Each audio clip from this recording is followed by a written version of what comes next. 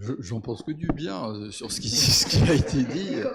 Non, c'est-à-dire, comment vous dire, vous comprendrez très bien que je reste dans mon rôle de financier, d'accord, et donc sur ce que nous essayons de déployer, sachant que nous sommes sur un environnement, je crois que je l'ai dit, je ne vais pas le redire à chaque fois, il y a une mise à niveau qui doit être faite, c'est-à-dire on doit être aujourd'hui au standard, c'est-à-dire il y a tout un travail qui y est fait et sur plusieurs, on va dire, verticales, hein. Vous avez bien parlé tout à l'heure sur la problématique des talents. Et quand on parle talent, au-delà de l'entrepreneur, nous-mêmes, le talent, on le veut également l'avoir en face quand on veut travailler. Donc, c'est aujourd'hui une des problèmes, c'est-à-dire ceux qui vont accompagner les startups, ceux qui vont travailler avec les entreprises de manière générale, mais également avec les startups. Il y a aussi d'autres problématiques, vous l'avez dit, que ce soit fiscales ou autres, vous l'avez également sur la problématique des délais de paiement.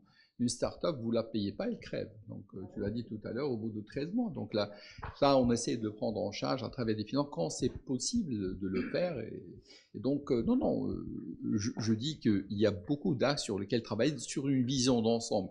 Aujourd'hui, nous avons besoin d'une feuille de route, hein.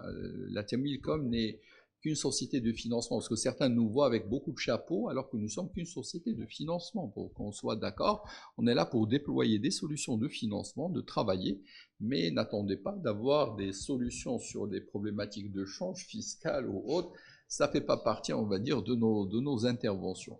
Mais par contre, ce qu'on remarque aussi, pour fluidifier également notre job, c'est qu'aujourd'hui, nous sommes dans la pré-série A. Certains disent, nous sommes sur des fonds, on va dire, série A. On n'est pas dans la série A. On est dans la pré-série A. On est à moins de 20 millions de dirhams, on est dans la pré-série A. Il n'y a pas de série A au Maroc. Encore moins de série B. Ce qui fait que les actifs ne sont pas liquides. Et donc ça, c'est aussi de la difficulté. Donc aujourd'hui, il y a de belles annonces qui sont faites.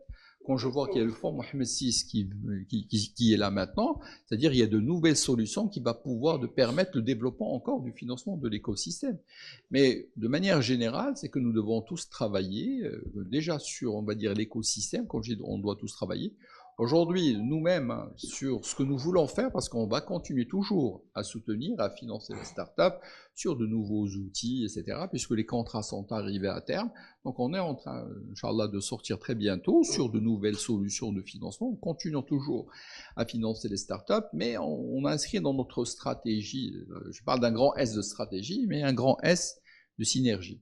Et donc la synergie, nous allons la faire avec d'autres acteurs, public certes, mais surtout privé, parce que je vous cache pas que parmi ce que nous avons inscrit, c'est qu'on veut avoir un secteur privé beaucoup plus dynamique, et que l'innovation ne soit pas le fait uniquement du public. La pire des choses serait d'avoir uniquement de l'innovation publique portée uniquement par le public. Nous voulons des acteurs privés, dynamiques, avec un bon mindset, et là par contre on peut faire de très très belles choses.